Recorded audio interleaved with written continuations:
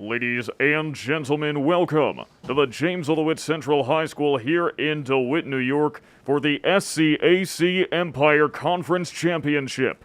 Hi everybody, Sam Gelfand here, the voice of the Red Rams, and brand new Syracuse University graduate.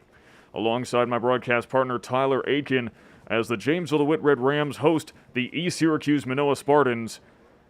And hey, it's the crosstown rivalry we have grown to know and love, or perhaps hate. It is a rivalry after all.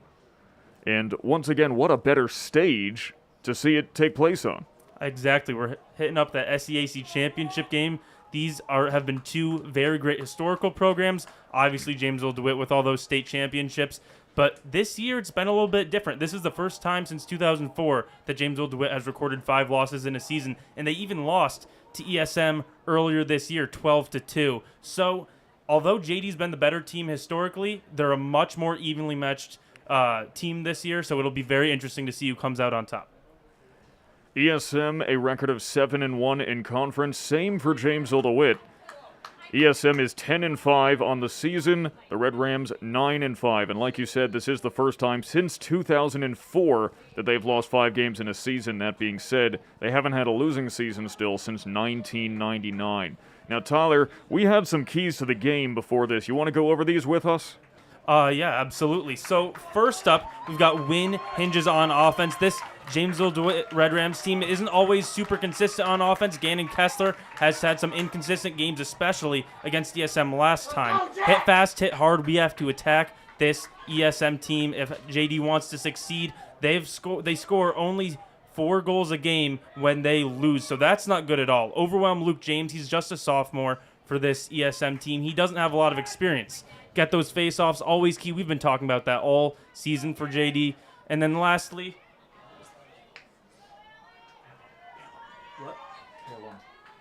we have to stop. If you're JD, you have to start Jackson Palem. He scored 55 goals this year for ESM.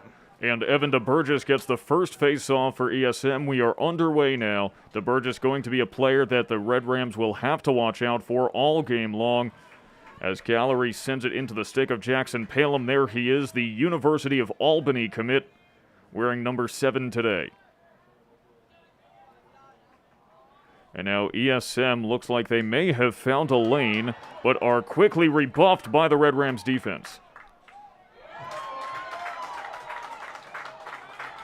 JD plays such a physical style of defense. They're allowing less than 7 goals per game this year, so it's not surprising at all that they're going to start the game so physically like that. Of course, defense has been the Red Rams' strong suit this entire season. It has been the offense that has wavered on occasion, as here's Sam Brazel passing it forward right up against the goal, but a sloppy pass unfortunately creates a scrum. Eli Goldberg comes up with it, but now ESM on the attack. That's Luke James coming out of the goal. You know, there was a Luke James at my high school back in Florida. Looked nothing like this one. So the old 2 first names deal. Yeah, so Dylan Abreu passing it around. Palem kind of playing point guard for this ESM offense. I mean, he's been playing on this team since 8th grade. In his first ever appearance, he scored 5 goals. So he has that certain leadership ability that a point guard does. He's been playing with this team for so long. The Red Rams trying to take him to task, and now they have to pass it around. It's Palem once more who swims, trying to get through. The Red Rams cannot stop him. It does not matter how hard you try or how hard you hit him. That was so impressive. He was sitting there at the top of the key waiting for the Red Rams defense to let up, and they didn't. So he just decided to shoot it from where he was, way outside, and it went right in.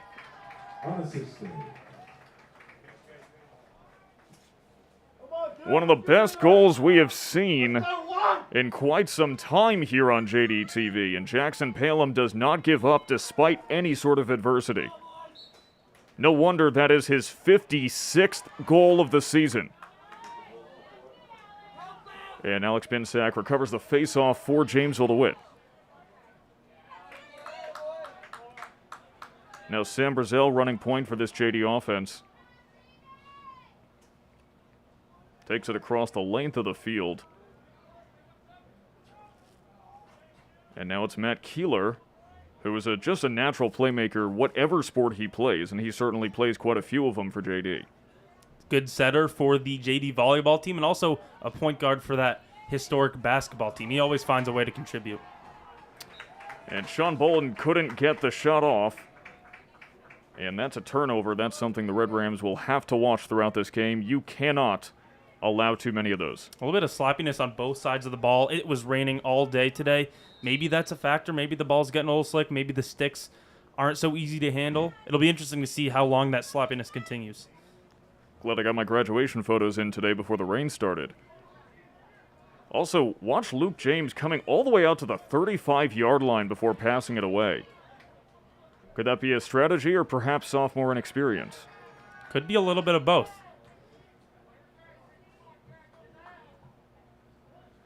So the Spartans trying to distract the Red Rams defense, but to no avail. Palem holding on to it, finally gives it over to a teammate.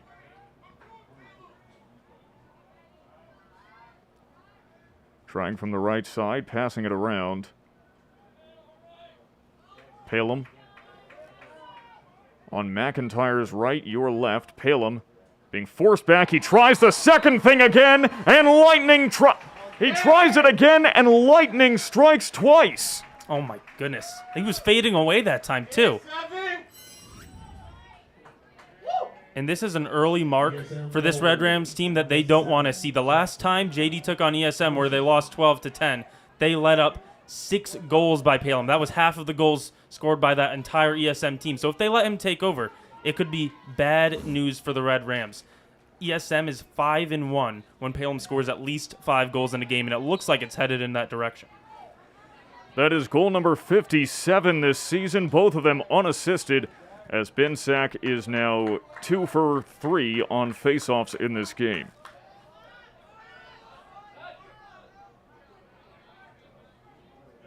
I mean, we have seen some scary scorers here at JDTV over the past couple of years. Johnny Kibe, Gannon Kessler, Ethan Kesselring. He had a 9-goal game last year, didn't he? He did, a 9-goal game.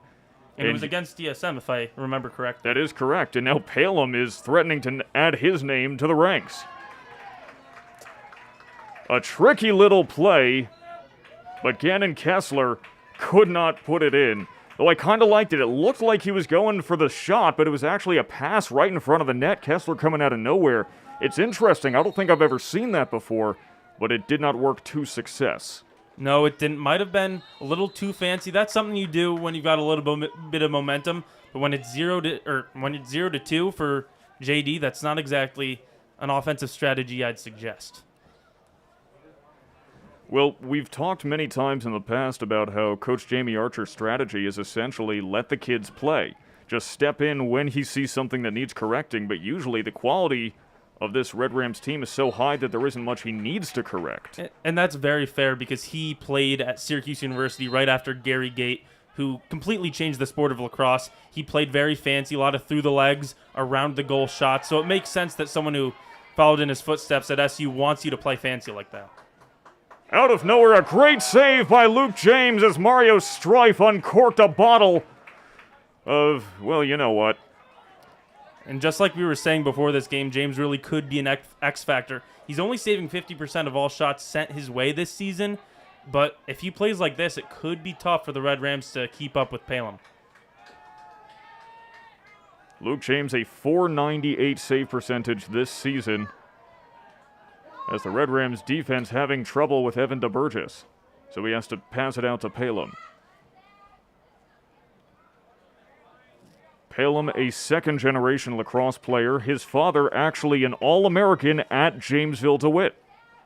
Played a little bit for JD, a little bit for West Jenny, and then was another All-American at Syracuse University. He was a big goalie for SU in the 90s.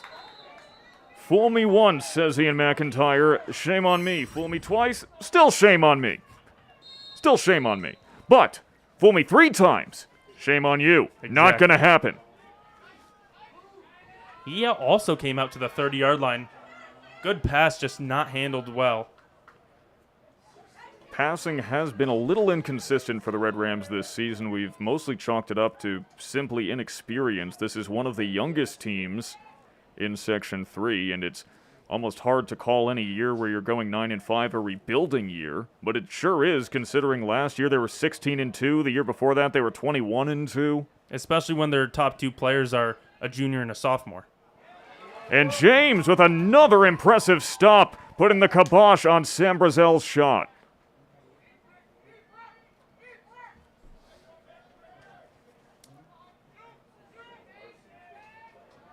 Luke James quickly putting together a small highlight reel.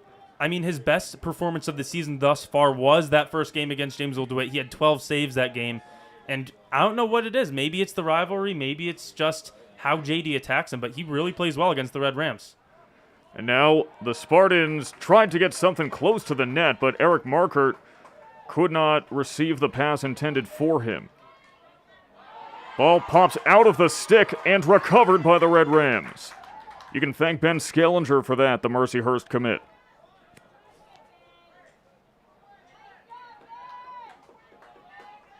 And now the Red Rams on the attack. Breaking through is Brazel. He is double-teamed and pushed off. And that attacking chance is foiled. But it was a very smart play. He had a lot of composure to pull out because there are some games earlier in this season where he absolutely would have tried to force a shot there, but he's pulling it out. And now the Red Rams have an opportunity to set up a full play. So here's Aiden Bates, who finds the stick of Luke James. It's becoming a familiar refrain. And he took that from about the 20-yard line, not too far out, but just didn't really seem like he had an angle there. And James once again up to the 40. You'd think he was on the football team or something. As here's the long poleman, Evan Nielsen, who has to dump it out to Logan Welch. Obviously, Palem's going to get most of the attention, but players like Welch, no slouches in their own right. He has 22 goals and 7 assists on the season. Exactly, just a sophomore, too. And he had a game earlier this year with 4 goals. So when other teams are focused so much on Palem, he has shown that he has the ability to step up and provide the offense that Palem is too guarded to provide. We'd like to take this quick moment to thank each and every one of you for joining us here live on JDTV. Don't forget that we have a comment section and we are looking at it. And if you'd like to share your thoughts on today's game, if we like what we see, we might even read it out on the air. As the Red Rams in a 2-0 hole now are stonewalled by the Spartans. And now the Spartans back on the attack. And the one-timer aiming for Logan Welch is off the mark. The pass too high. That was a great opportunity for a goal. Would have been a highlight reel score. Trey Jones was the one with the errant pass there. And it totally makes sense why he went for it. He has 30 assists on the year, so he certainly knows how to set up his teammates for success. And both of these goalies, I think they're having a competition of who can get further, closer, or across midfield as possible. I mean, last year we saw J-Mo McLaughlin take one coast to coast for a goal. It's certainly possible. I don't know if it would happen in the SCAC championship game, but almost a score there. Gannon Kessler slung it around and a little too far to the left. Like you were saying, maybe getting a little too fancy. Tried to change up his release angle, and it just did not have the accuracy necessary. And he was fairly open, too. I think it's one thing when you try to do a tricky move to get open, but when you're already open, just have to take what you can get. And forced off is Aiden Bates.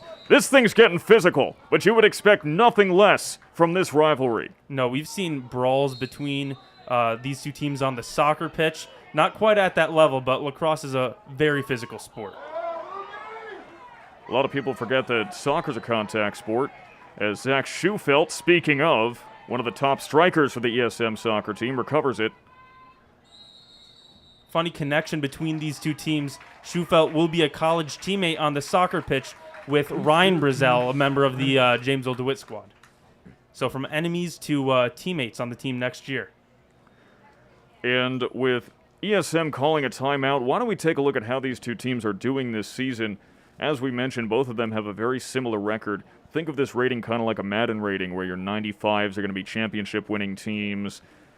JD sitting at an 81.2, which is a little low for them, but the Spartans at a 79.7, so it's very comparable. However, the Red Rams have beaten teams in that wheelhouse at least twice before this season, as both Auburn and Horseheads were in that 79 to 80 range. Below that is strength of schedule, and the Red Rams have stepped up to the task more so than the Spartans, because when you're looking at strength of schedule, I would say it actually matters much more, those little point-by-point increases, than rating. So dealing with a 78 strength of schedule when many of the teams, say, in the SC Empire Conference are sitting around a 67, 68, is really a tough task for any team. The Red Rams have a slight edge on the goal difference, and as a result, they are higher ranked in Section 3, 8th compared to 14th. Also, of course, worth noting that in lacrosse specifically, ESM is a class above the Red Rams. The Red Rams are Section 3 Class C, the Spartans Section 3 Class B. And it is always a tougher test when you go up against a team from a larger class. Exactly, and there's a reason that ESM lost their sectional championship game last year against FM, while Jamesville-DeWitt took home their sectional championship last year. The difference between Class C and Class B might not seem big, but there's a pretty big difference in skill level. And as a result, it makes it more impressive that the Red Rams have played far more games against higher class teams, as they have only played 4 Class C games this season. This is their 10th Class B game. They've also played 2 games against Class A teams. So even though they already have a very high strength of schedule, it's even more impressive when you look at it that way. And you know what's always impressive? Ian McIntyre. Ian McIntyre has been getting better and better throughout this season. He struggled a little bit at first, but he's had some very good performances lately, and it's worked out. He has a 60% save percentage, which is 10 points higher than James's on ESM. ESM essentially attempted a full-court press there to prevent the Red Rams from getting past midfield, but they were able to do so. They're hanging back as they decide on this offense. I think JD really just needs one goal to break the seal, get a little bit of momentum going into the second quarter. I think it's just a mindset thing at this point. Once they score one goal, it'll be a lot easier to get more. But I think they're playing a little timidly right now because ESM has been playing such an intimidating form of defense. Well, when they're hitting you so hard, the only thing you can do is hit right back. Exactly. And now here they come. Brazil, too much pressure. Strife goes out to Delpha, swinging around. And it goes over the net, but at least right back into the stick of Gannon Kessler, who is currently fended off by the ESM defense. Kept honest by Henry Callahan. Kessler gets it out. And the bouncer defended by James on one hop. Wow. And you can hear the ESM crowd is getting loud. The bench is starting to jump up and down. It's only a 2-goal game, but the momentum is certainly in the hands of the Spartans. 10 seconds left in the first quarter, and the Red Rams are going to be shut out in quarter number 1. Wow. This has been absolute lockdown defense from the Spartans. That's really what's happened so far. The Red Rams haven't gotten many looks.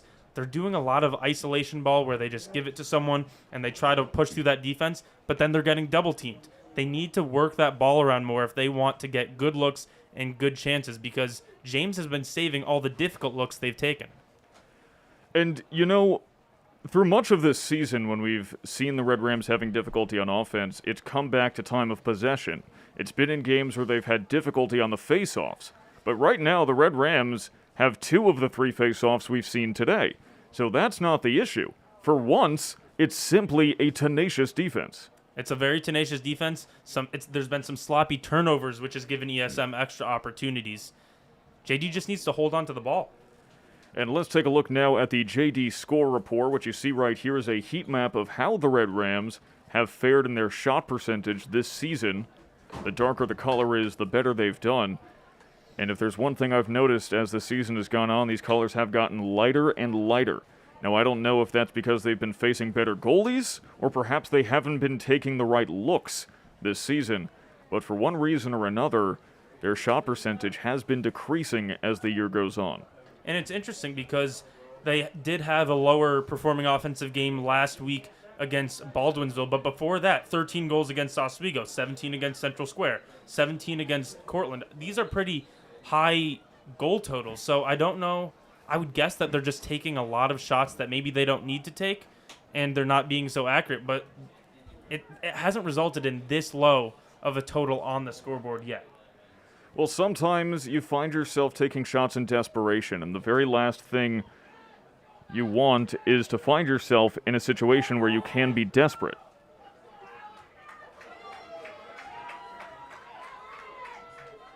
That's something that often happens to teams that have trouble with defenses or goalies or simply time of possession. You just don't have much time, and you take whatever shot comes to you, and you just try to get it in there. But like I said against one game against Oswego, who are the Buccaneers, if you don't have a treasure map, you can't figure out where X marks the spot. Exactly. If you're just digging up every little bulge in the beach, you're not going to find buried treasure. It's going to take you forever. You got to have a plan. And the Red Rams had one right there, but Matt Keeler could not connect. And wow, that was a lot of people probably looked away right after that goal, but ESM hustled over to the sideline and were closer. They're going to get possession here. That's just wanting it more. JD had players that were close to the sideline at the start. They just didn't make their way over to win possession. Wanting it more could be one part of it, but you also have to wonder how much of it is also up to inexperience, and older players tend to do better on the mental game. Wow, there is a lot of competition near the net, but Ian McIntyre remains supreme. The goalies have been phenomenal this game. There's a reason it's low scoring. It's a little bit of bad offense, a little bit of good defense, but James and McIntyre have been very impressive so far. Evan DeBurgess couldn't make it happen. He got it to Logan Welsh. He couldn't do it either.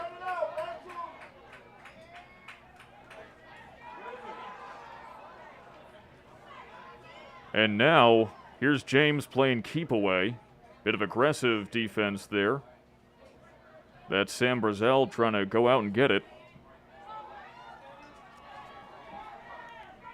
Honestly, looks a bit like he's playing 2K or something. That's usually what I do. And now off the fast break, it's Palem. Shoots, and stopped by McIntyre. And that was a great hustle play by the Red Rams defense. He had a wide open lane. Several Red Rams defenders got in front of him to make a much more difficult shot at the last second. And the pass too high. And Matt Keeler, I believe that was, has had a little bit of trouble connecting. I would definitely suggest slowing down this Red Rams offense. You're not down by too many goals. You don't need to rush to get back in this thing. Just wait and look for a good shot. Work around the defense. Don't do exactly what they want you to do. The Red Rams have worked well on the fast break this season, but only when they have gotten the ball back afterwards. And this ESM defense has just been far too fierce to allow the Red Rams to maintain time of possession. And they didn't have anyone down there to rebound the shot if there was a miss. And perhaps that's the issue with the strategy of letting the kids play, especially when they could use a little bit more time to tune up. I mean, I will not doubt the coaching strategies of Jamie Archer. He has not lost 40 games in 16 seasons. And Ian McIntyre is a great reason why he maintains such a record.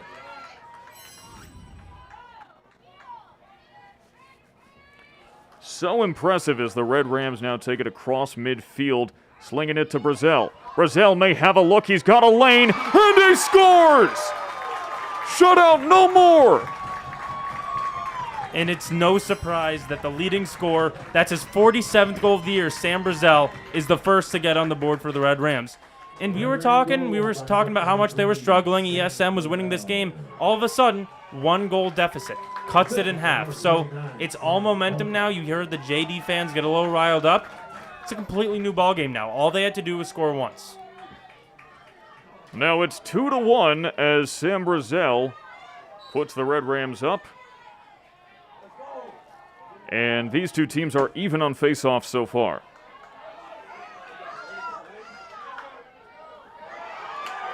And you know, one person in the comments here having a bit of a debate saying that Class C schools actually have better depth than Class B, despite the size of the schools in Class B. And you know, it's kind of hard to debate considering the records we've seen so far. As there was another attempt from Logan Welch to come flying out of nowhere, but the Red Rams clipped his wings. Take a team like West Hill, which is even smaller than Jamesville-DeWitt. They're in Class C, and they're 12-1 right now. And there are multiple teams in Class C with winning records where it's not quite the same in Class B. Perhaps, since Lacrosse does not have a Class AA, that could fix some of that disparity. There's certainly an argument to make that the higher you go, the more top-heavy the teams are going to be in those upper classes.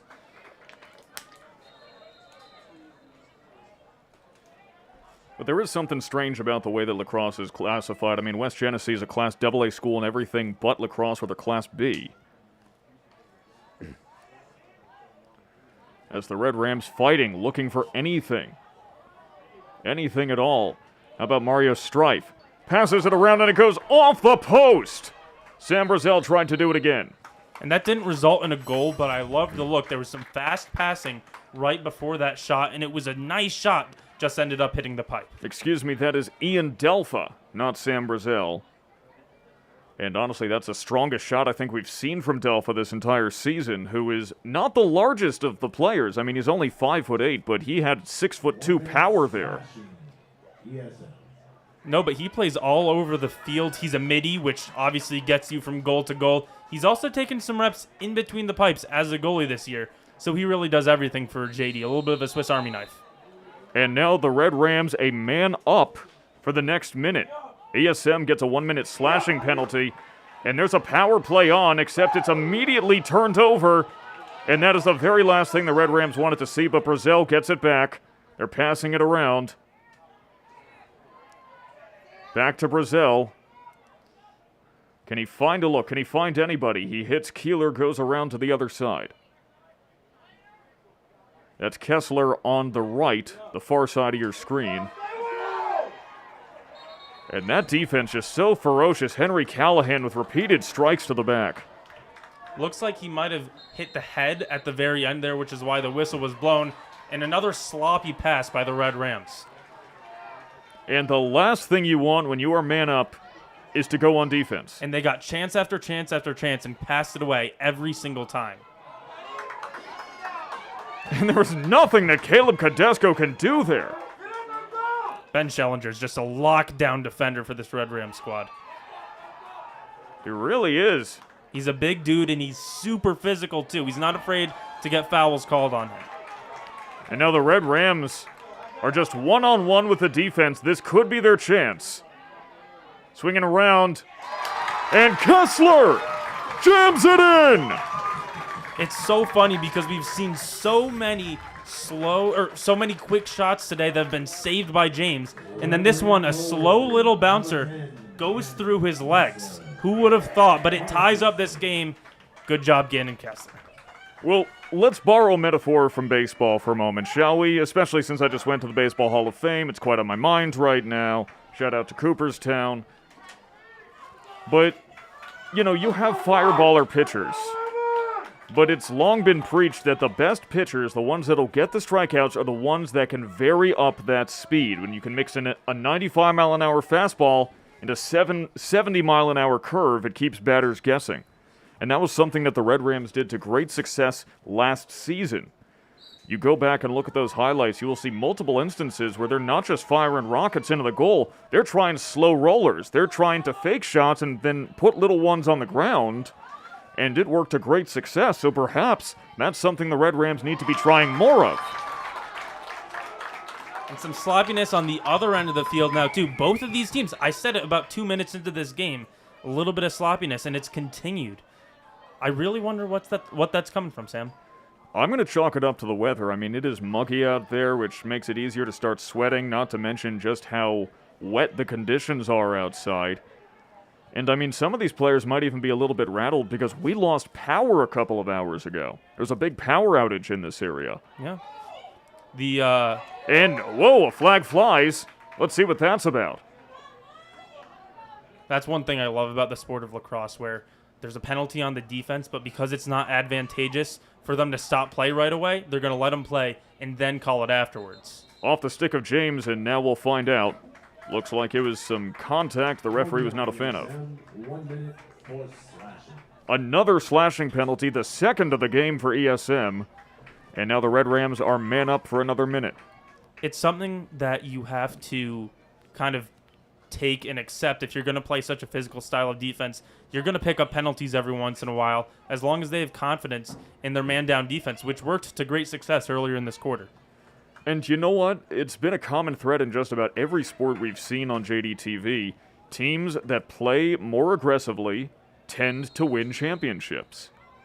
For whatever reason it is, playing nice just simply does not win you ball games, in whatever sport it is. As long as you have the stones to back it up when you're down a man or when you're in foul trouble, because that's the one differentiating factor that can bring about some challenges with that strategy. And Luke Patchen turned around and fired it, but he did not have view of the goal, and it's really hard to connect when your head is still facing the other way. There's no-look goals, really.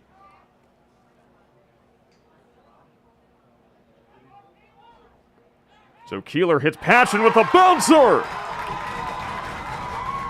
And Luke Patchen has the JD Stadium bouncing. Just a freshman, and again, one of those slow bouncers, and it makes its way through James's legs. Seems like they might have found a weak spot in that goal, a spot that they can attack maybe time and time again. We'll see. If I were the Red Rams, I'd keep attacking there until James learns how to stop that shot. And that's something, actually, that has been exploited against Ian McIntyre for much of this season. He has been having trouble with the bouncers and figuring out the angle of the ball as it comes off the turf, and it seems that James is the same way. So Patchen with the goal, Matt Keeler with the assist, his 10th assist of the season. Patchen now up to unlucky 13 goals. But hey, he's just a freshman.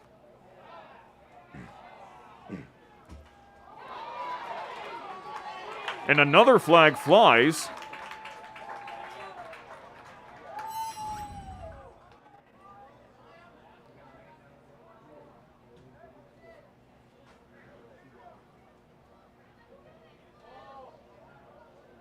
And if they stop play immediately, I have to imagine it's once again on ESM. Well, ESM was on offense there, so I do believe that was a JD penalty. But they don't stop it if you're on defense. But though. the ball went out of bounds, I believe, right after the shot, unless I missaw. Seems like ESM is starting with it, so I believe it was on JD. I'll take your word for it. There's someone kneeling at the 50-yard line in the penalty box per se. I just can't see. It is on the Red Rams. Gotcha. ESM will have a two-man advantage. So two penalties. If we still have the replay, we might be able to see real quick. You can't see the camera pans away a little bit. No, we don't have it, but there were two defenders that got right in front of the ESM player that was shooting it, so I think they might have called a double penalty right there.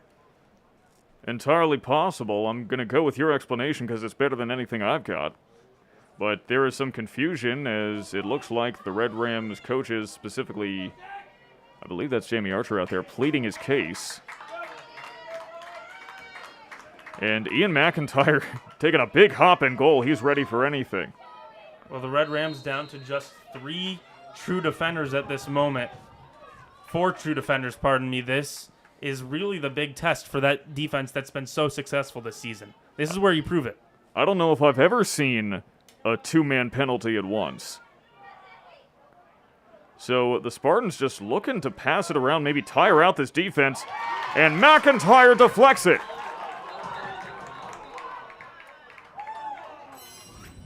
And that might be another flag on this defense. I see the ESM sideline. No way! Carson Corona headed to the... No, that's Zach Tiffany. Zach Tiffany headed to the bench as well, and look... So now it really Look at this coaching staff. They don't even want to hear it anymore. It really is 3 defenders now for the Red Rams. They got to stop with 4. Let's see if they can do it with 3. 3 men in the bad boy box for the Red Rams. But let's keep in mind, they've got Sam Bobrick still in. He's a senior with a bunch of experience. They still have Ben Schellinger in. He's a senior with a bunch of experience. And then they've also got Carson Corona, a really strong young sophomore. But right now it's 5-on-3, and it doesn't matter with passing like that. Those are the 3 strongest defenders that the Red Rams have, so it makes sense if they would be able to stop it, it would be those 3 guys. And McIntyre rolling on the ground in celebration as he stops another. The Red Rams fans ecstatic. Ecstatic, I tell you. And that's such a turning point for this game. I know the Red Rams have 3 straight, but ESM was on the doorstep with a 3-man advantage and couldn't score. And a timeout now as Ian McIntyre tells this crowd, get hype. There's nothing more exciting as an athlete than having all the cards stacked against you and still coming out on top. And I know it was just 1 possession, but boy, does that make JD feel really good right now. Give him a little bit of confidence to finish out this second quarter. So now let's take a look at the score report. This is for all of the other teams that JD has played, not just ESM specifically. And the same rules apply. The darker the color is, the better they do. But here's one thing I want to point out. This darkest point right here up against the net, which is traditionally where teams score the most, that's still only a 37.5% shot percentage. Ian McIntyre is one of the premier goalies in Section 3. He has been tested against some of the best offenses in the entire state, and that's not an exaggeration. Victor is number 23 in the entire country. He put up 25 saves. It's just so impressive. The defense and the goalie alike.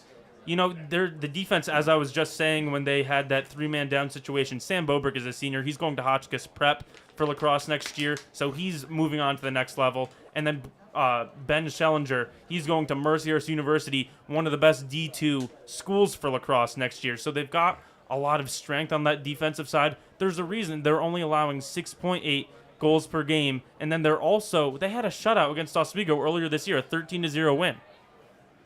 And while we're talking about those commitments, let's not forget Ian McIntyre, just a junior, but headed to Florida Southern, which is one of the best, if not the best, all-around athletic program in all of Division II. And now with 2:39 left, with 4 minutes left, we're a little bit behind on the clock, but we'll keep you posted. Ian McIntyre is so excited. He is quite the character, and teams really need a leader like that, someone to help lift spirits. Yeah, when there's a goalie that has a lot of energy, teams tend to do well. Last year for the Red Rams, it was Jameson McLaughlin, who had a lot of success at Stony Brook this year. He was named Freshman of the Week a few times. So now we're moving on to Ian McIntyre, who's been just as successful at JD. JD producing successful lacrosse players. What a surprise. Who would have ever thought it? They've been a feeder program for Syracuse University for a while now, and not everyone is quite good enough for Syracuse University, but that does not mean by any means you are not an amazing lacrosse player. As demonstrated by Sam Brazel, dodging and weaving, ducking and diving, spinning around like a ballerina. I might have called an offensive foul there. Hard to imagine what it could have been. The Red Rams, by the way, still down 1. They got 2 back, but they're still 1 man down. And McIntyre fends off Palem.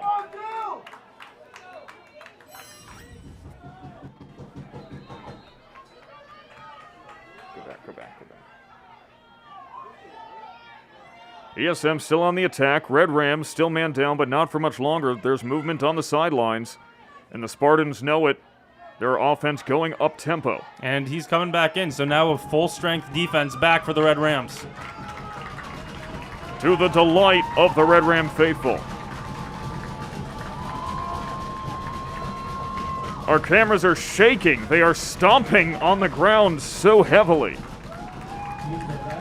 3 minutes left in the first half.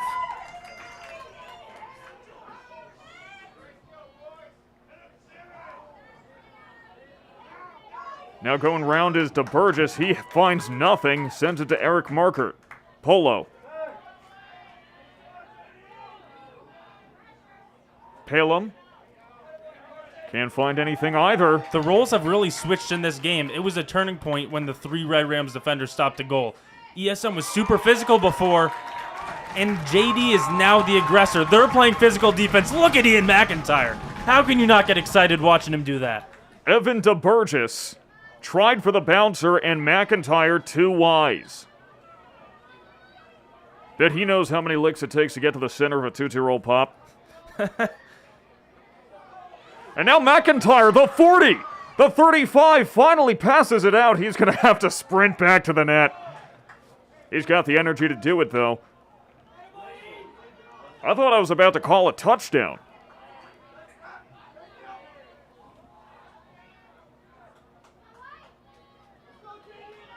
But the Red Rams have really gotten a lot more confident as this game has rolled on. They're playing more aggressive now, and it wouldn't surprise me if they're going to be more aggressive on offense too, but they're just passing it around right now, not rushing anything.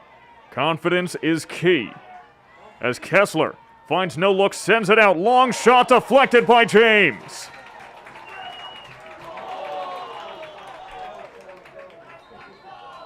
And they give it back to the Red Rams. Makes me feel like we're in the 2016 NBA Finals, deflected by James. Sounds like the last minute of Game 7. Aiden Bates now, passing it behind the X. The Red Rams deviating from their strategy last year. Doesn't matter if it can work. Brazil feeds it in, and Bates can't get it. The Red Rams last season would spend a lot of time behind the X, waiting for their opportunity to strike, and then they would pick up the pace extremely quickly, far faster than anyone could react. But the Red Rams are mostly attacking from the front this season. Here's Patchen. Sends it in, sloppy pass, Brazil recovers. Still got a chance and tried to get some slice on that shot, but it went far right.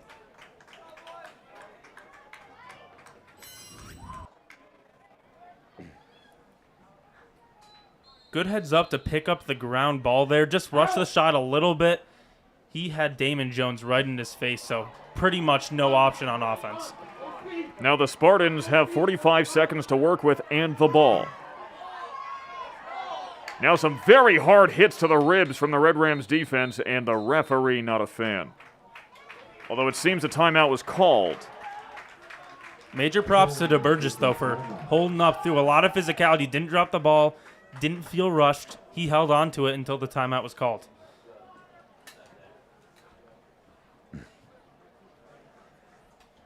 And why don't we take a look at some of the players to watch for this ESM squad today. We've already seen some of them start to swing in this first half. Trey Jones we have not seen much of. He's number 3. The senior attacker has 27 goals and 31 assists. It's not often you see an attacker with more assists than goals, but that just tells you how dangerous he is. Trey actually short because his full name is Jerome Jones III. Trey as in 3. Evan DeBurgess, we've seen him on the face-off where he comes into this game with a .679 face-off percentage. We've seen him attempt to attack too, and he can do that. And we have spent quite a bit of time talking about Jackson Palem. There's really not much more to say that we haven't already said about Palem.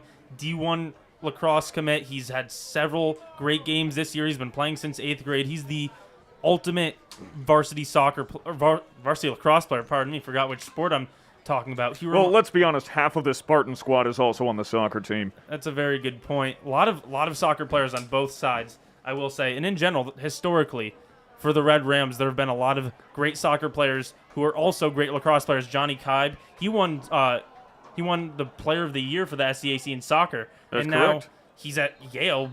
He was just on the NCAA Instagram page with an amazing highlight for lacrosse, playing D1. Well, there's a lot of crossover skills between soccer and lacrosse. A lot of, it's the same size field. You're running up and down it the entire time. Takes a lot of stamina. They're both very hard-hitting games. I would much rather be a goalie in soccer, though, compared to lacrosse. That's fair. It's not quite flying as fast at you. Although, when we saw ESM and JD play last year, I legitimately saw some professional wrestling moves get broken out between these two teams. I believe it. Soccer is a contact sport. A lot of people forget that. Especially between these two squads. These two squads don't care if it's a contact sport or not. As DeBurgess is forced off, they go behind the X. 15 seconds. Palem swings round, fires, and stopped by McIntyre. It's a familiar refrain.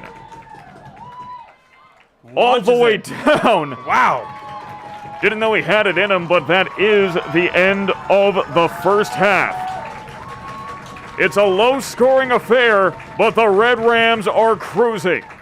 They're in the lead 3-2 right now. They have stood up to some of the biggest tests we have seen all season, and perhaps that could be a season-defining moment. Down 3 defenders and still able to prevent a goal. It's so impressive to see that defense work. And just like we said, the offense isn't always there. They only have 3 goals. But as long as ESM is refused from scoring, there's no issues. JD is happy to play this game. They've played it all season. They'll play it for the rest of it. And they'll play it for the rest of this game as well. We'll join you in just under 10 minutes with the start of the second half. Sam Gelfand and Tyler Aitken here for JD TV. Don't go.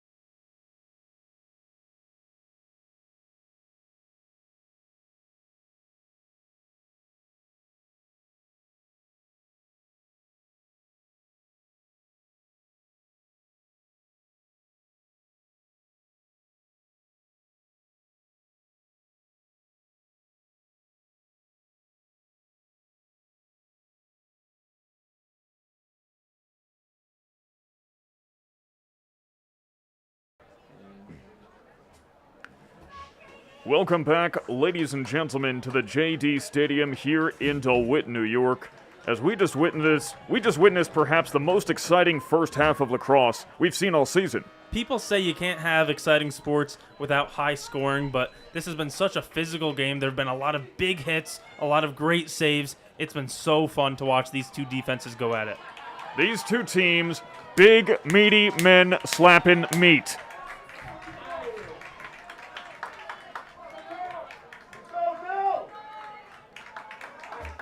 And now we're about ready to start the third quarter. And we are underway and immediately just as aggressive as the first half. Now ESM has a chance to kind of change how this game was going. Their second quarter did not go the way they wanted to. They just need to get some points on the board and work past that aggressive Red Rams defense. They haven't been able to for 12 minutes now. You have to imagine they were talking about what kind of adjustments they could make during the halftime break. We'll see what they come up with as they're passing around behind the X now. And it's Logan Welsh who sends it around, it looks like they're trying to move the Red Rams defense out of the way, but that's just not going to happen. Absolutely sandwiched. Those were full-on baseball bat swings. They called a penalty. I don't even see a flag. I expected to see one there. That was pretty physical. I mean, there comes a point where, like, it gets so physical that you have to redo your standards. You have to accept that, all right, if we called everything as it would be a penalty, we'd be here all night. So you gotta let some things go for the sake of play. As here's Eric Marker, who finally lets go of the ball, and it is over the stick of Logan Welch. And a lot of this is just mindset at this point. I think the Red Rams defense has worked their way into the Spartans' heads where now instead of forced mistakes, it's unforced errors. They're making errant passes like that when they don't need to at all. Just slow down and take your time. They rushed that entire possession. And now McIntyre once again at the 45, the 50. Oh, offsides. Junior mistake. I like that he's playing aggressive. I like that he's feeling so good about himself, but those silly little mistakes happen when, I don't want to say arrogant, but when you get a little overly confident, a little overly aggressive early in the second half. Well, you're in the groove so much, it's almost like you forget. Yeah. You forget the basics. And Palem forced back once again. Though he's able to shake his man, how about man number 2? Puts his shoulder into him. And guns down another. But the shot is off and to the right. John Clinton just played some great defense there. You can't play one-on-one against Palem, so you always have to have a help defender ready, just like in basketball. And Clinton did a great job there. I mean, Palem just dropped him like a sack of potatoes. And it happens again. Skellinger goes down. The flag flies. It looks like we have a brawl. Not quite there yet. Refs did a good job coming in and breaking it up, but this game is only getting more physical as the clock ticks down. Ben Skellinger got to let cooler heads prevail. I mean, I'm going to quote our cameraman Nick DeCaney from during the halftime break. These two teams hate each other. And that's not an understatement. That's not an exaggeration either. That is an understatement, actually. No, it probably is an understatement. I remember back when my brother was on the JD JV soccer team, and JD played against ESM. There were parents that had to be physically restrained from each other. There were kids screaming at each other on the field, pushing each other down for no reason. There's a lot of bad blood between these two teams, and there has been for several years. And those players now that were involved in that game, they're the seniors on both of these squads. Animated animosity is what you see between these two teams. And now the Red Rams playing a man down, though as we saw before, that's not the end of the world. Now when they can not surrender any goals with 3 men down, Though ESM's going to try to learn from their mistakes. They're passing it around, trying to create a weave. But even if you fool the entire defense, you still have to contend with Ian McIntyre. DeBurgess shot that one from way downtown, and McIntyre just had a lot of time to track that ball. What a good save from him. A lot of time is relative. I mean, how many human beings could do that? That's true. And now ESM back on offense, but a sloppy pass. And that's Scalinger. And they're fighting once again, and frankly, I think the Spartans are just looking for excuses to check Scalinger after that hard hit. I can't really blame them. He really dogpiled there on defense. Oh! Wow! Impressive that the Red Rams were able to stay up there and not get down from that big hit. It was a Derrick Henry truck right there. Yeah, I'm surprised his soul wasn't separated from his body. Perhaps it is. He's running on autopilot. And now Patchen flying towards the net. Right in front of it and scores! Luke Patchen with goal number 2 today! Such great offense from the Red Rams. They were playing so much one-on-one earlier, but a give and go here. And he was wide open. It's the give and the go. It makes the defenders move, makes the defenders miss. He had a wide open shot. Good for him. And like we discussed a little bit earlier, it's a callback to the strategy of 2021. Playing behind the X, where the goalie can't see you, waiting for that opportunity and striking immediately. 4-2, the Red Rams up. And 4 straight goals from the Red Rams, may I add.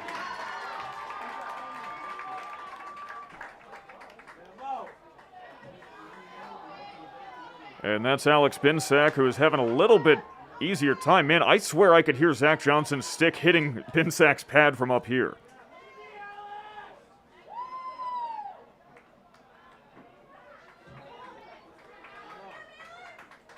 These are the kinds of games where you almost wish, as a player, for a heavier stick. Even though it would slow down your time, it would just do more damage to the other guy. There's another great save from Luke James. Of course, we do not condone violence at JDTV. It's just being presented to us. No, we are very anti-violence here, but we are pro-entertainment. That's the best way to put it, I think. You know, we're not calling for blood sports, but hey, if we happen to be offered 2 tickets to a gladiator match, we'll have a good time. Yeah, I mean, you know, it's already been put on. It's not us saying there needs to be one. It's already right there.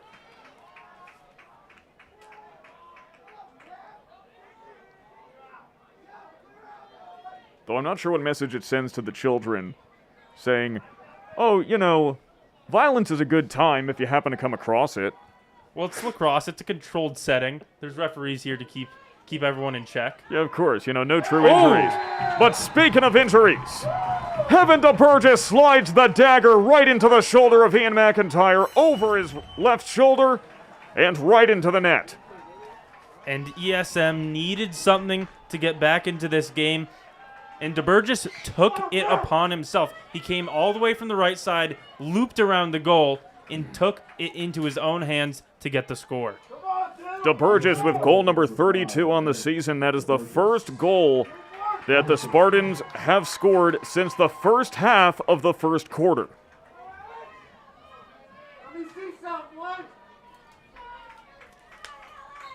And the Red Rams have to be feeling a little bit less invincible now.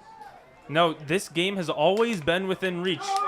The largest lead by either team has been 2 goals, so no one's ever been able to feel comfortable today. More aggression, and it goes the way of the Red Rams. Got to fight for those face-offs with everything you've got. We have spent all season talking about it, how getting the face-off it's a bit of a gimme. It's an immediate start to an offensive possession. You have to get it if you can, because you must maintain that time of possession. Yeah, it's a game of hot potato where you want to end up holding it. You don't want to give it up. You want to grab it, and you want to score a goal right after. It's like free throws. There's nobody standing between you and getting the ball, except for the other guy. It's one-on-one. You just get a free chance to take it. And speaking of free throws, Sam Brazel benefits from the pick set by Luke Patchen and the Red Rams. The Red Rams are still maintaining this 2-goal lead. And that one was from way downtown. Took it right over the right shoulder to the top shelf. Sam Brazel, that's 2 on the day for him. 48 on the season, and technically that goal is unassisted.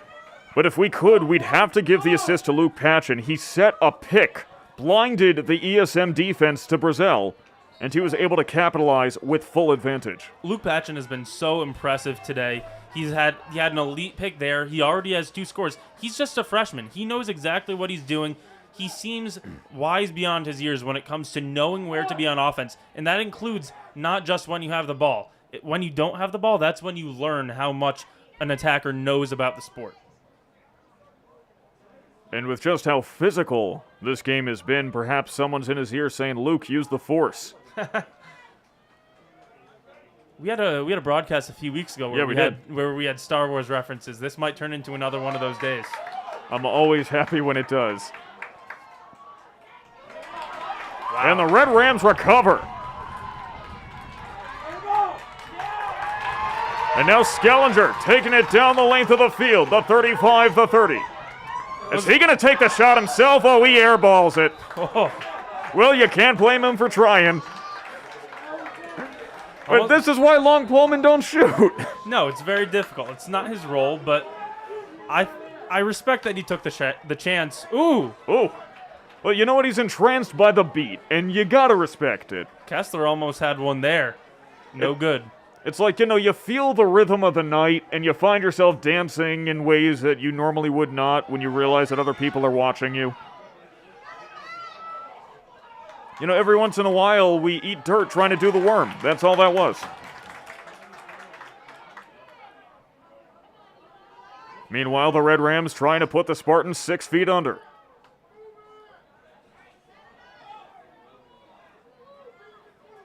Almost took a shot there, did Matt Keeler. Instead, Patchen, who's gotten a lot more playing time today than usual, perhaps due to his success,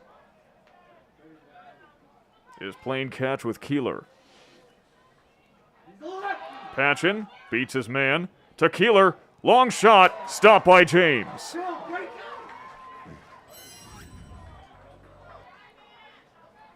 And Luke James is having a heck of a game tonight. Neither defense, neither goalie should be upset with their performance right now.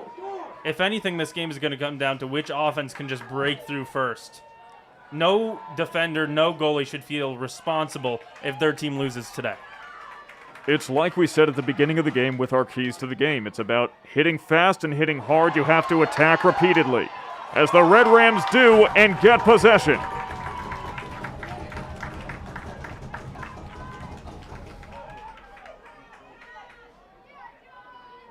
And McIntyre, I think, wary of getting another offsides. This time he sends it well down the field to Clinton.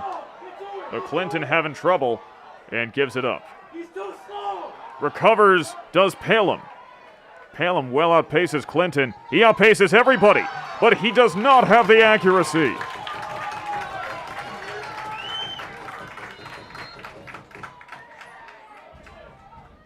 And Palem just hasn't gotten the looks that he likes to see today. And how about that pass sniped by Ian Delpha, though he gets hit out of nowhere. Now Sam Brazel is fighting with his man very physically. And the Red Rams and Ian Delpha will pass it over. The Red Rams slowing it down now as Mario Strife is hoping for an opportunity. Tries spinning around. He's got good moves. He's got fancy footwork. Delpha a little more towards the net. It's Kessler. Spins to his left. Finds a man knocked down. And James recovers. Picking up where he left off. That was great defense there by DeBurgess getting a hit. And it sails over the net. A great look there for Sam Brazel, but a little too much mustard on it. Great kid, don't get cocky. I feel like a lot of players on both teams have been taking shots that they feel uncomfortable with because the defenses haven't been giving them anything open. You have to hit uncomfortable shots at this point in the game because you're not going to get a comfortable one. So slowing it down is DeBurgess. He already has a goal in this one. Going round the back. McIntyre wary. Sends it out to Palem. Palem beats two men, gets all the way up to the net, and McIntyre puts the kibosh on it. Palem had 2 quick goals early in this game, but since then, JD has known that they have to go right after him, and he hasn't gotten open at all. John Clinton lets it rip, but it was all for naught, though he does have 1 goal on the season. He does. Got it, I believe, a few games ago. I don't remember exactly who it was against, but 2 long stick goalies, or 2 long stick defenders, taking some shots in this game. It's only a 2-goal deficit. Big hit from behind, courtesy of Evan Nielsen. And the Red Rams will maintain possession. Oh no, they give it over to ESM, it looks like. James takes a yard to midfield.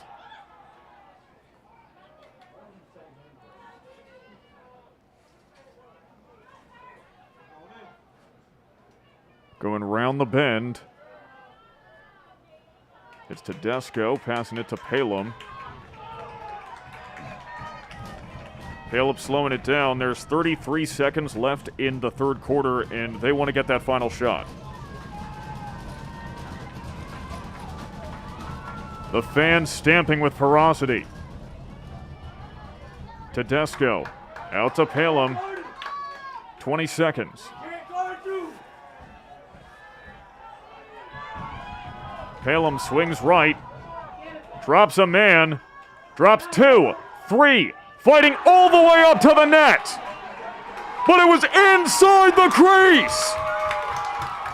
He was just moving way too fast there. He did a great job avoiding some defenders, but he lost track of where he was way too close to the goal. And Jackson Palem, a little antsy. Ian McIntyre. Well, someone's got to take the Mountain Dew away from this kid. You love the energy. You love to see it. I don't know. It might be Red Bull. I wouldn't even say it's Mountain Dew. He's more energy than that. Well, I mean, you got to start somewhere. I don't know. I mean, I remember back in high school trying to stay up way too late with my debate partner as we had a tournament the next day, and I said, look, this is Mountain Dew Code Red. I don't know what it'll do to you. And frankly, I'm a little scared to find out. But we got to get these cases done. And we finally did once I peeled him off of the ceiling. Nice. And you know, we spent a lot of time talking about Sam Brazel in this game. He has been the focal point of this offense. He has 2 goals tonight. And did you know that in 2021, Sam Brazel scored more goals than any JD freshman since Griffin Cook, who had 38 in 2015. And Griffin Cook is now a Syracuse University starter. I did not know that, but that is quite the comparison, but the numbers line up. So last year, Sam Brazel, also, he had the same amount. He had 38 goals, which puts you on quite the career track. Griffin Cook has been a core member for Syracuse University Lacrosse, which is one of the greatest programs in the country.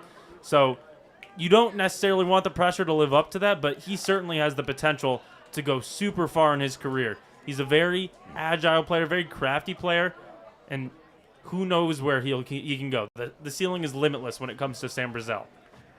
Well, I mean, Jamie Archer is a kingmaker, and the Red Rams are his royal court.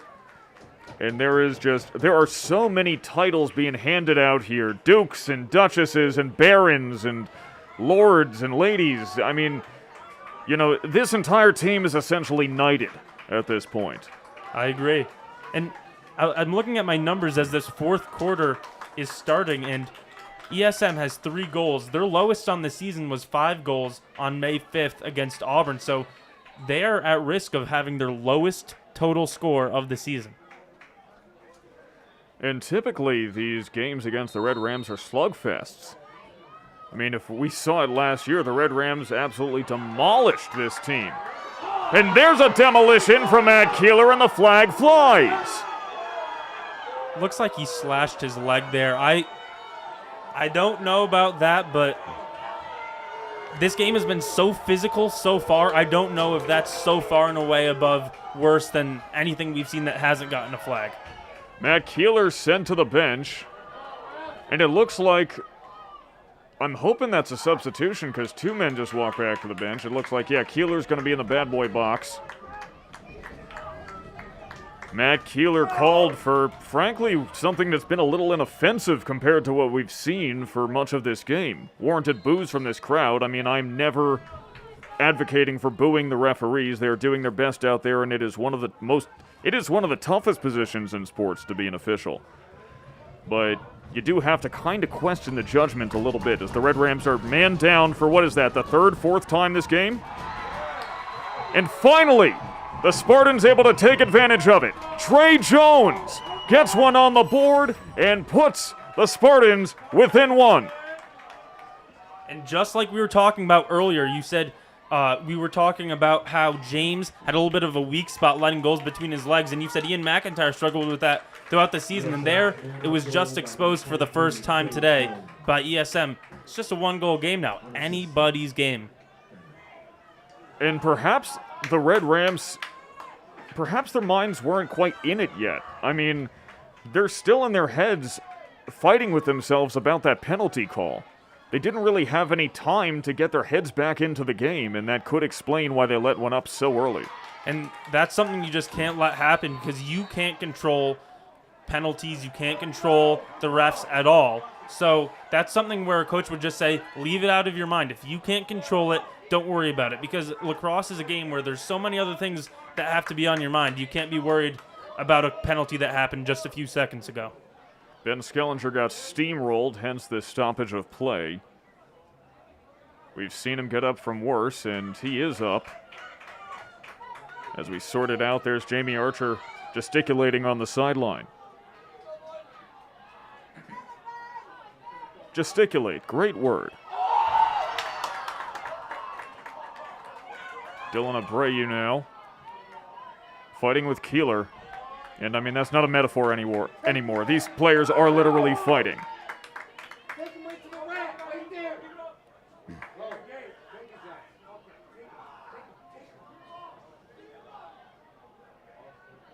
Now Palem coming closer. Fought off. And there's another penalty. But it doesn't matter when Palem connects with his hat trick. And he's been working all game to try to find another score after just the first few minutes when he had 2. That's 3 right there. And it works when he has room to operate. The Red Rams have been double teaming him all game. I don't know why they stopped, because he got a one-on-one opportunity, and surprised to absolutely no one, he scored. When he gets a one-on-one chance, he's going to score. I don't know why the Red Rams pulled off the double team. That's been working all game long. Palem with the hat trick, and now we're all tied up. But the penalty flag had just flown. I assume that's not going to be enforced now. But I think that they were, like we said, head in the game. They were watching that flag go, and he scored moments after it flew. And it's just a mental thing. That's 2 mental errors by the Red Rams that have resulted in goals. I understand it's difficult, but if you want to win a championship game, you have to be at a level where that stuff doesn't distract you. And I would like to remind everyone once again, this game is for the SCAC Empire Conference Championship. There is a lot on the line here. Now, of course, being a Class B school is ESM JD Class C. This is not sectionals. This will not knock anyone out of the playoffs, as the sectional tournament comes after this, but this is certainly for more than just bragging rights.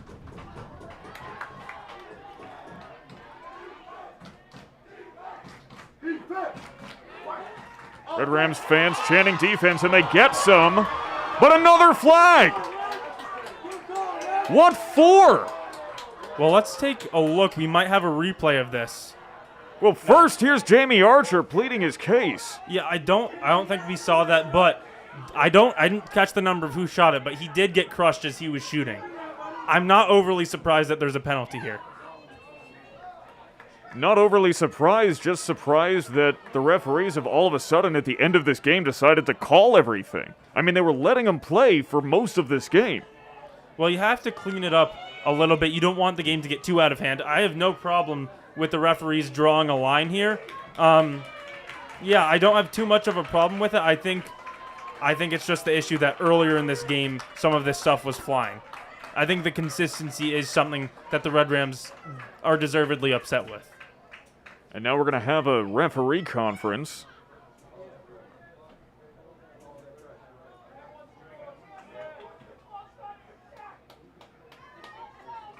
But let's not pretend like a man-down defense is anything that the Red Rams are afraid of or worried about.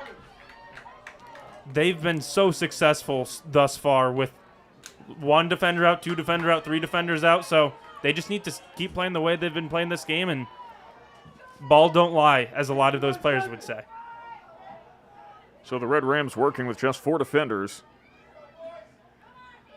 And these back-to-back-to-back calls against the Red Rams can do a lot to kill a team's momentum, and they're going to have to try their hardest to stay in it now, as that is not just a momentum killer, but a morale killer. And as we have seen as this game has continued, morale means everything. It's a total mental thing, and this defense has shown that they can work from no momentum to getting it back, so they have every opportunity to do that here. All they need is one stop. Big hit there on Eric Markert. The ball is loose and picked up by McIntyre. That was a good hit from Zach Tiffany for the Red Rams to allow them to pick up the ball, and that's another man-down stop. And another turnover. Pass immediately intercepted. And McIntyre with the save!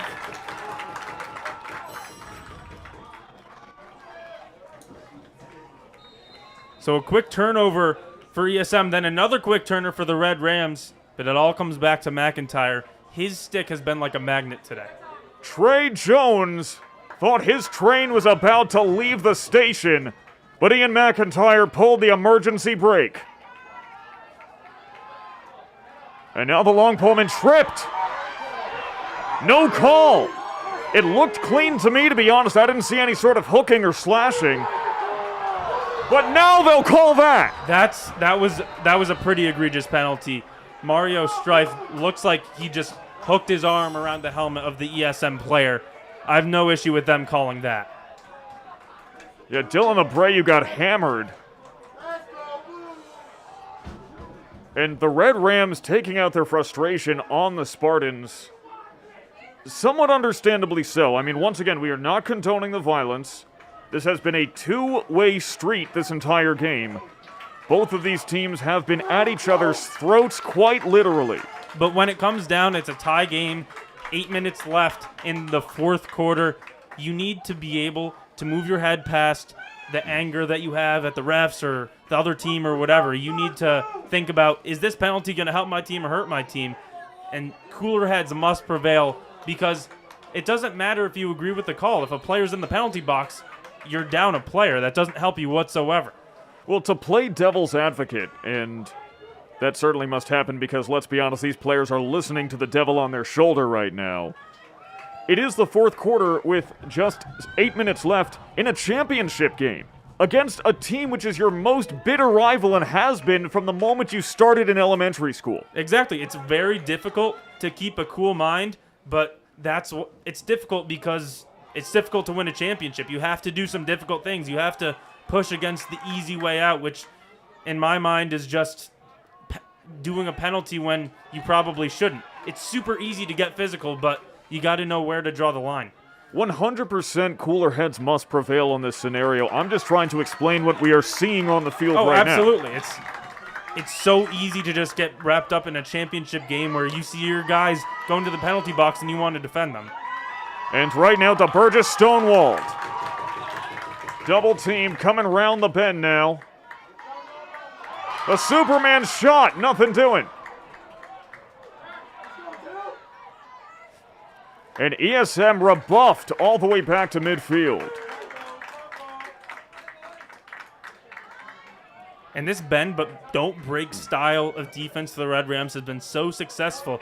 They're happy to let ESM hold the ball as long as they can keep them away from the goal and prevent all shots from going in, which they've been doing so successfully today.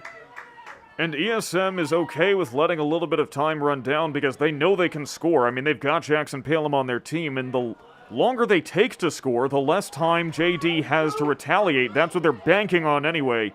We'll have to see if they can put it into practice. Long pass, no dice. Fighting at midfield.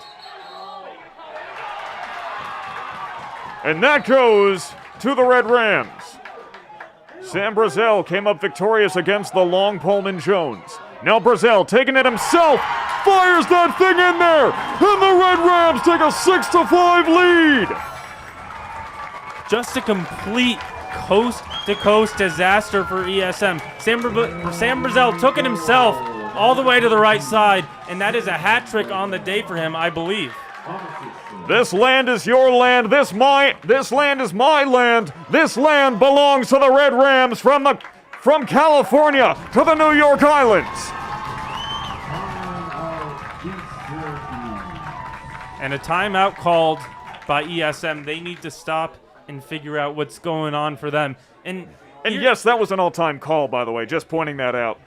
I agree it was. And here's the thing with what's going on right now for ESM. They took all that time on offense just banking on the fact that they're going to score. But when you've only scored 5 times in 40 minutes of play, you can't assume you're going to score. I think you have to take any open shot you get instead of waiting around for ever and ever because they haven't been scoring consistently all game. They can't just sit around and wait. They need to play aggressively because they don't know how many opportunities they're going to get. They need to give themselves as many chances as possible. And that might mean missing and JD gets the ball, but they need to keep this pace of play fast. JD's the one that wants to slow it down. So ESM will now have to go to a strategy they're not fully comfortable with, something they've been sort of avoiding this entire game, something which the Red Rams have been more or less employing. And Sam Brazel, coast to coast. Can we take another look at that? Because I can't get over it. Oh, never mind. You hit the wrong replay button. It's fine. And you reset the clock, too. That's all right. Let's let that thing wind down and see if we can kill 6 minutes before the game ends. So, for now, we'll cover this up. And we'll tell you ourselves how much time is left in the game. It's 6:07 on the clock.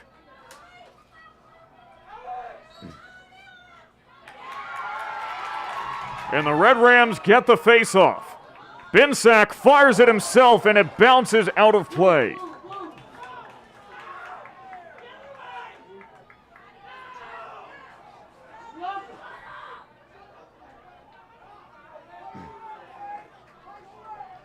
.5:58 on the clock, only 3 seconds elapsed.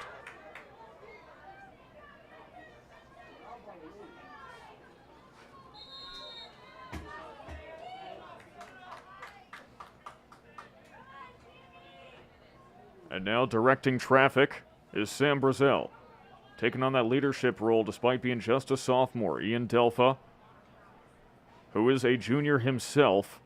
So much youth on this Red Rams team. And the Red Rams killing time. Because as much as they want to score again, I mean, now that things have slowed down, the momentum's cooled off a little bit. Now let's ride it out. Mario Strife. And James deflects it.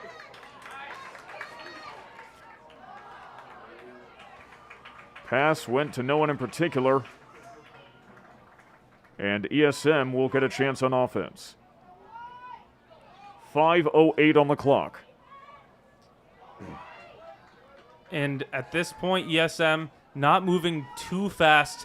I'm going to quote one of the better coaches in this JD system, Keith Saplicki.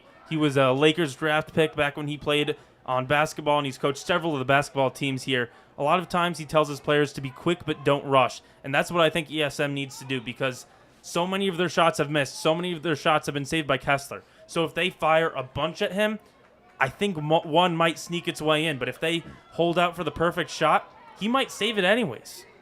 When you rush, you make mistakes.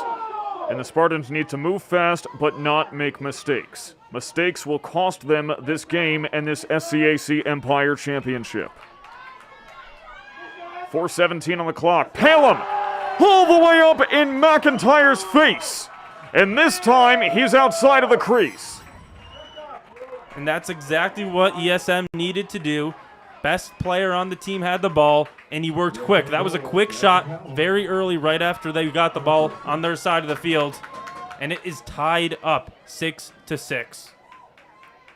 Palem's such a good player for ESM. We've used all the superlatives already. There's nothing left to describe him, but there's a reason he's had 4 games this year with 5+ goals. There's a reason that he has had 3 games with 6+ goals this year. Now he has 4 on the day.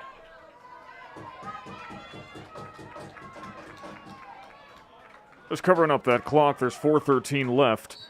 We are all tied up, and Palem has been the big difference maker. 4 goals for the Spartans. 59 on the season for him.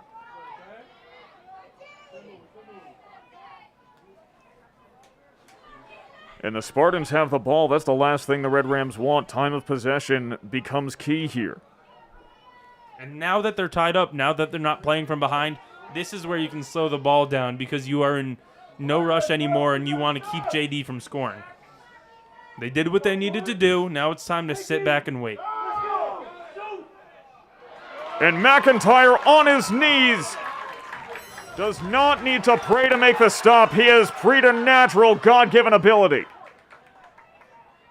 They just gave the ball right back to the Red Rams. And now JD, after missing a shot, has time to set it up. And now they're the ones with the ball in their court. 3:30 on the clock.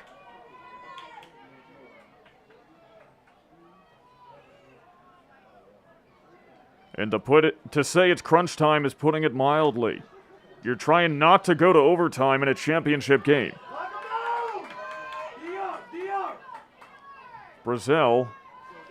Keeler misses, and it goes out. Still JD ball. 3:07 on the clock. And there's so many ESM fans here in attendance, these two towns right next to each other. At least from crowd reaction, you can't really get a home field advantage. No, it's 10 Hits minutes. to the face, uncalled, and it results in a turnover. Aiden Bates just got shellacked. He did. It seemed like fairly legal hit to me, but it was a hard one for sure. That was almost up to the bottom, or the bottom of the chin, the top of the neck. As long as you stay below there, you should be good. It was borderline, but that's what comes with a physical game like this, like we've seen today. And now Evan DeBurgess. 3-5, and when they're halfway turned, they all look the same.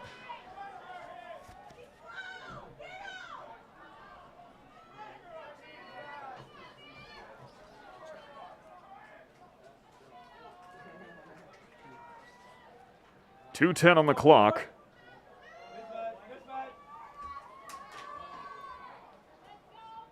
As now it's Jones. Dylan Abreu sends it round behind. 150.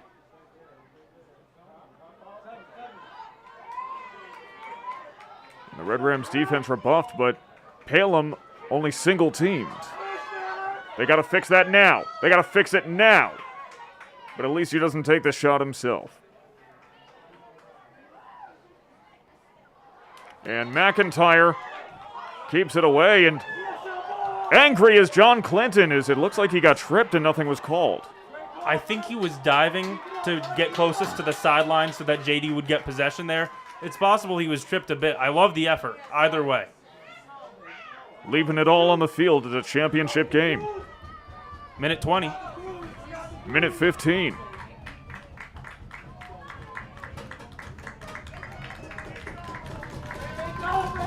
Fan stamping again as Evan DeBurgess slowing it down. The Spartans, if they score, they want to score with as little time remaining as possible. There's no shot clock. They can hold this as long as they want. 1 minute remains.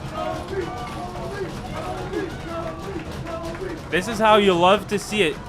Jack Palum, best player on the team. He gets the ball in his hands, and he gets to be patient and look for a goal. 45 seconds. ESM wants nothing more than their best player getting potentially a one-on-one chance to win this game. And the Red Rams are aware of it.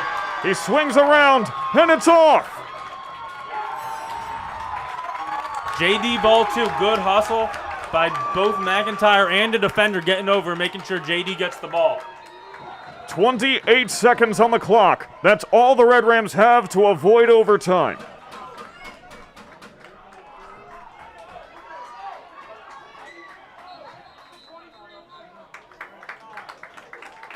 And a timeout is called.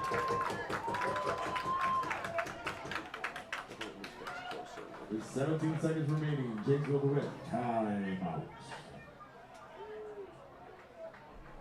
JD takes their first time out of the second half, and probably the perfect time to do so. Jamie Archer has a moment to draw up a quick play. Not a guarantee it'll work, but certainly better than nothing. It's tense here. At the JD Stadium. I mean, this is a championship contest tied against your most bitter rival. 17 seconds left in the game. And you have to think the ball is going in Sam Brazel's hands here. He has the most goals on this Red Rams team. He also has the most assists. So yes, he's probably going to get double teamed right away. But if you want anyone distributing the ball to your several other great attackers, I think it's Brazel that you want to have control of it. He's like the point guard of this offense. He knows who he can pass it to. And maybe he's going to find someone open. If they double team him, he has the availability to pass it out. But if they leave him one-on-one, Sam Brazel could very well win this game for the Red Rams right now. And on the flip side, he's sitting at 49 goals right now. What a sweet way to get 50 possibly. Then the game winner for the championship. You got to speak it into existence.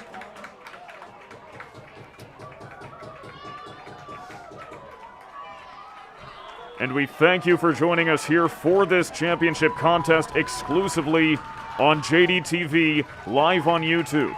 Sam Gelfand and Tyler Aitken here on the call. Mikey Meskos producing, Nick DeCaney on camera. Working all season long to bring you these games with as much quality as possible as we are now underway. And there's Brazel with the ball. 10 seconds. And they do it! 9 seconds on the clock, and the Red Rams put it in the back of the net. Absolutely exactly what I predicted. Not to pat myself on the back. Sam Brazel gets double teamed, easy pass to Keeler, and that's a goal. Matt Keeler! Matt Keeler! The Red Rams score at 7-6. He had missed several shots today, only had one goal today, and probably had missed 6 or 7 more. But here you go, finally gets another one in, and that was a great setup by Sam Brazel. Great give and go by those two players for the Red Rams. 9 seconds left.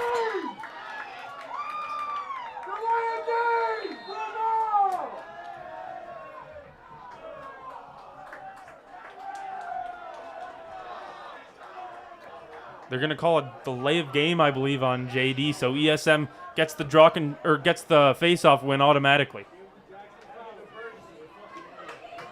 You have to imagine they're thinking Palum, but they have shooters.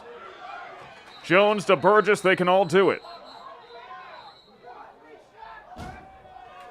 And it looks like ESM calls a timeout. That's a smart decision. They got 9 seconds here, time to draw something up.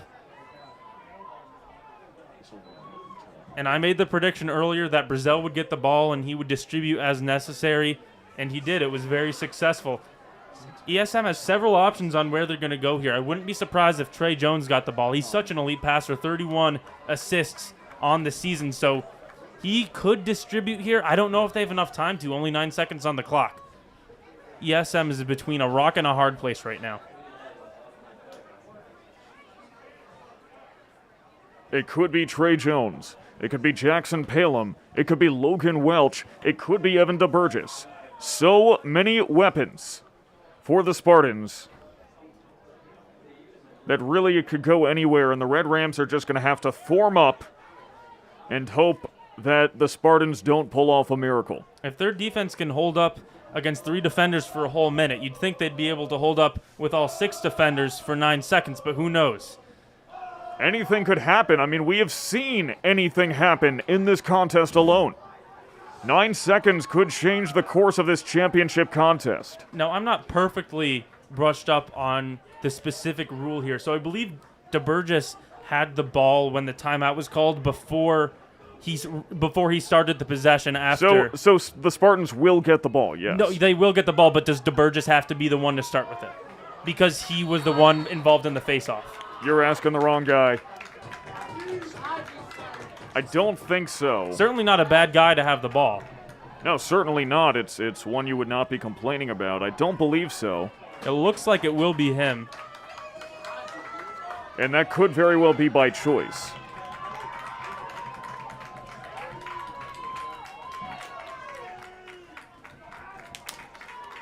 I lost my voice 2 days ago. This is the wrong game to come back to.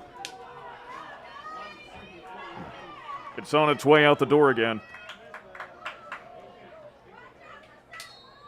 And here we go. 9 seconds to glory.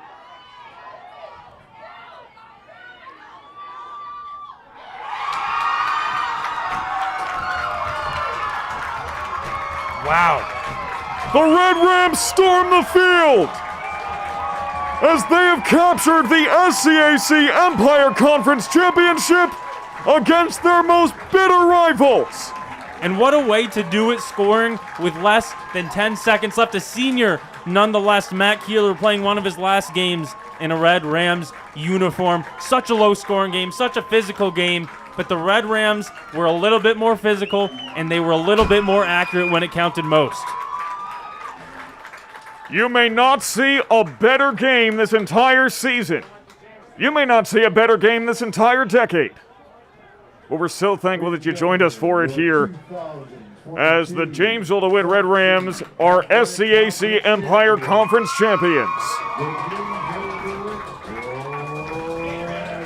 That's the way you want it to happen. The defense has been the core of this team all season long, and to allow just 6 goals to such a talented offense is so impressive. They've got a lot of momentum heading into the sectional playoffs.